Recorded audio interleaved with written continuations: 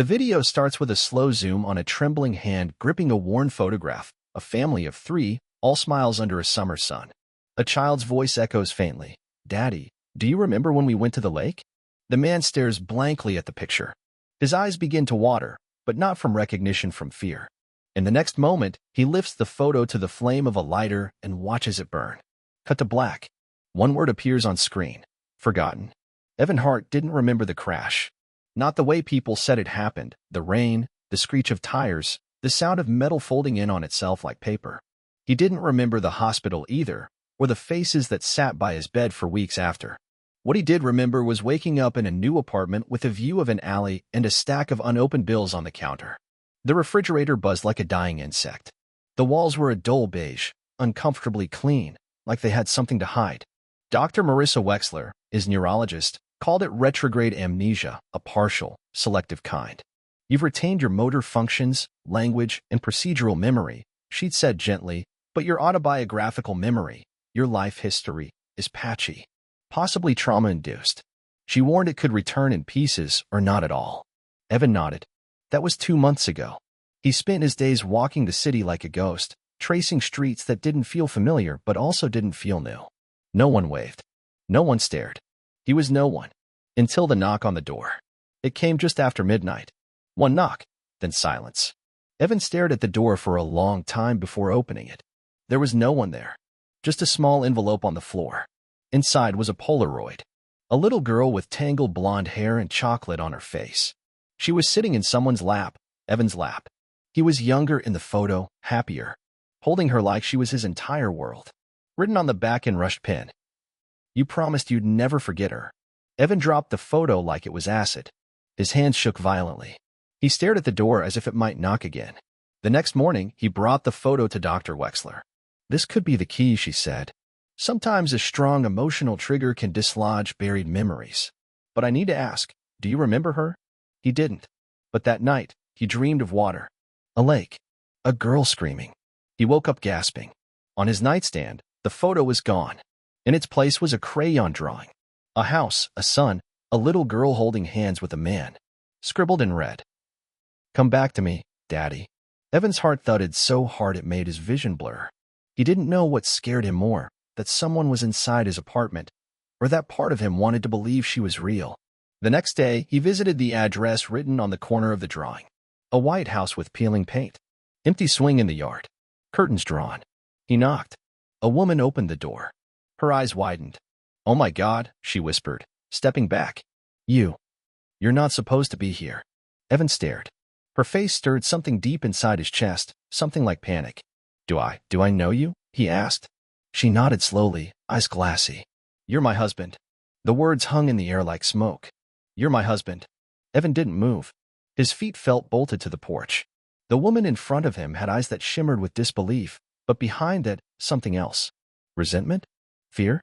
I don't remember you," he said carefully. Her throat tightened. She crossed her arms, as if wrapping them around invisible wounds. "Of course you don't," she said. "You left us." "I didn't." Evan stopped. How could he argue with something he didn't remember? She opened the door wider. "You should come in." Inside, the house was quiet, heavy with a kind of silence that felt rehearsed, the stillness of a place that hadn't known laughter in a long time. Toys sat untouched in a corner. A faded princess blanket hung from the back of the couch. Evan stood in the entryway, staring at a family photo on the wall. Himself. The woman. The little girl from the Polaroid. Her arms wrapped tightly around his neck.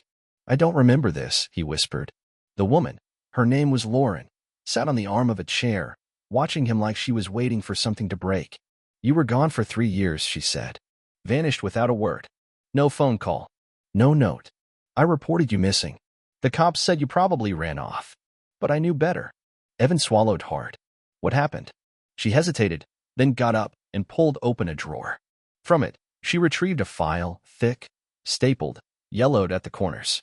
Medical records, police reports, and a psychiatric evaluation. He read the name at the top. Evan Hart, dissociative fugue episode. The words slammed into him like ice water. Lauren watched his face. "I found you, Evan. In Ohio. You were working at a diner under the name Mark Keller. You had a whole new life. No memory of us. You looked right at me and said you'd never seen me before. His stomach turned. I don't remember that. She nodded bitterly. That's the thing with Fuke. You ran from something so terrible your brain had to erase you just to survive. A flicker of guilt gripped his chest. What was so terrible? She didn't answer.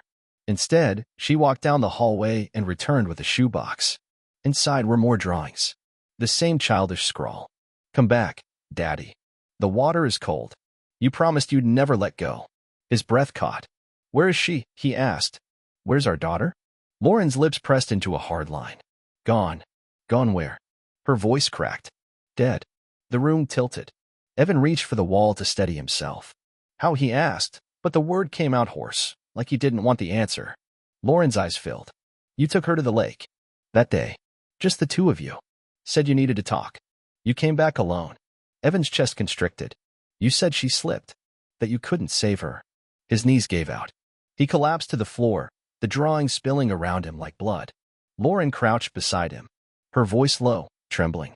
But I've always wondered, Evan, if that's what really happened. The lake was just as he'd seen in his dreams, vast, gray, and mirror still, bordered by crooked pines that leaned like mourners.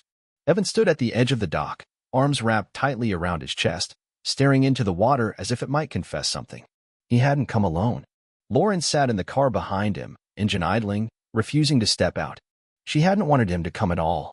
Digging this up won't change anything, she'd warned. But Evan needed to see it. He needed proof of something. Of who he was. Of what he'd done. A cold wind picked up. The dock groaned beneath his weight. He knelt by the edge and touched the surface. His fingers trembled. He wasn't sure if it was the cold, or the memory trying to claw its way back up. He saw a flash, a pink shoe sinking beneath the ripples. A scream swallowed by open sky. And then nothing. Daddy, why didn't you jump in? Evan spun around. No one was there. Just the whisper of wind in the trees. But the voice, it had been real. A little girl's voice. He backed away from the edge, panting. In the car, Lauren wouldn't look at him. Do you remember anything? She asked, her voice flat. A little, he admitted. Sounds. Shapes. Her voice. Lauren's jaw tightened. Then you're lucky. I remember everything. She shifted into drive. We shouldn't have come here. As they drove back toward town, Evan couldn't shake the sensation that someone was watching them. He kept glancing in the rearview mirror, half expecting to see a wet child sitting silently in the back seat. That night, he couldn't sleep. The dreams were sharper now. He heard the girl's laughter, saw the trees, felt her small hand in his. And then he saw himself older, sitting in a car, parked on a back road, talking to someone, arguing. A woman, not Lauren. He woke up gasping, cold sweat soaking his shirt. When he flipped on the lamp, he saw it again, another drawing on his nightstand. This time it was different. This one showed a man standing by the lake, and a small figure in the water. But the water wasn't still. It had hands. Black, reaching hands pulling the girl under. The sky above was red. The sun had a face, and it was screaming. Evan stared at the drawing, horror blooming in his chest like a bruise. Someone was leaving them. Someone who wanted him to remember. Later that morning, he went to Dr. Wexler again. She examined the drawing, frowning. These weren't created by you? No. Evan, are you sure no one else has access to your apartment? I live alone. No one has keys. No one visits. She hesitated. Then we need to consider something else. What? She looked at him, measured. Dissociative identity disorder. If another part of you is leaving these behind. He blinked, his throat going dry. You think I have another personality? It's a possibility, especially given your trauma history. Evan stood abruptly. No, that's not possible. Evan, she said gently, people with it often lose time. They don't remember things because someone else does. As he stepped outside, the wind hit his face like a slap. On the sidewalk, a piece of notebook paper flapped underfoot. It had one sentence written in shaky red ink. Ask her about the other woman. Evan sat in his car outside Lauren's house, gripping the steering wheel so hard his knuckles turned white. The note burned in his pocket like a secret too ugly to touch. Ask her about the other woman. He'd thought about throwing it away, pretending it never showed up. But something in him, something cold and determined, wouldn't let it go. Lauren answered the door with a look that was equal parts exhaustion and dread. We need to talk, he said. She hesitated, then opened the door wider. Inside, the house was dim, quiet. The air felt thick with the weight of the unsaid. Evan didn't sit. He turned to her, eyes fixed. Was there someone else? Lauren blinked. What? Not you. Me. Before the accident. Was I seeing someone? Her face went pale. She looked away. I need the truth, Lauren. Please. She sat slowly, her movements brittle. There was a woman, she said finally. Her name was Hannah. You met her through work. She was a social worker, helped with some of your clients. He stared. Clients? You worked at a youth center before the accident. Counseling kids. That's how you met her. Evan sat down hard. You started spending more time with her. Said it was professional. But I knew. Her voice cracked, eyes glossy. I found texts. Late-night phone calls. You were slipping away from me. From us. Why didn't you tell me before? What good would it have done? She whispered. You didn't remember her. You barely remembered me. Evan felt like the room was closing in. He stood, pacing. What happened to her? Lauren was silent for a long time. She disappeared, she said finally. A few days before, the lake. No one's seen her since. He froze. What do you mean, disappeared? She stopped coming to work. Her apartment was cleared out. Her phone disconnected. Cops said she probably left town. But I always thought you knew more than you said. Evan felt bile rise in his throat. You think I had something to do with that? I don't know what to think anymore, Lauren whispered. All I know is after she vanished, you changed. You were distant, nervous. And then you took Claire to the lake. Claire. The name hit him like a hammer. His daughter. That night, he dug through the boxes in his apartment until he found an old phone in a drawer, one he didn't recognize. It was dead. He charged it, fingers trembling. When it came on, the lock screen showed a photo, Hannah, smiling beside him, her hand on his chest. He scrolled through messages. Most were deleted, but one was left. From her. We can't keep lying. She deserves to know the truth. I'm telling her tomorrow. Dated 2 days before Claire died. Evan dropped the phone like it was radioactive. He stumbled to the bathroom and threw up. Later, as he lay in bed, a whisper slid through his mind like smoke. You didn't just lose her. You buried her. He turned on the light. Another drawing sat at the foot of his bed. This one was different, darker, more frantic. It showed 2 stick figures standing by a car. One had red excess for eyes. Beside them, a crude gravestone. A single word above it. Hannah. The phone rang in the middle of the night. Evan jolted upright, heart pounding. For a moment, he didn't know where he was. The walls were unfamiliar, the air too still. Then he remembered. The apartment. The photo. The drawings. He fumbled for the phone. Unknown number. He answered on instinct. Hello. There was static at first. Then a voice, a child's whisper. Why did you hurt her, Daddy? The line went dead. Evan sat frozen, phone still pressed to his ear, breath shallow. He tried to redial. Number disconnected. He didn't sleep the rest of the night. In the morning, he returned to Dr. Wexler's office, the phone clutched in his hand like evidence in a trial. Something's wrong with me, he said. Worse than we thought. She listened carefully as he explained the voice, the dreams, the drawings. I need to know, he said, voice raw. Do I have dissociative identity disorder? She nodded slowly. It's possible.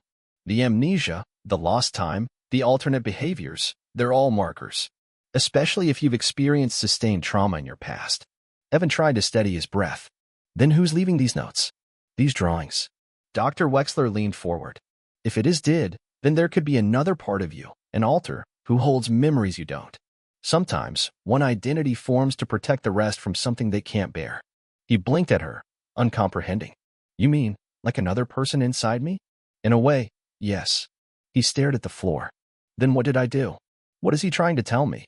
Sometimes, she said gently, alters don't just protect you from the truth. Sometimes they are the truth.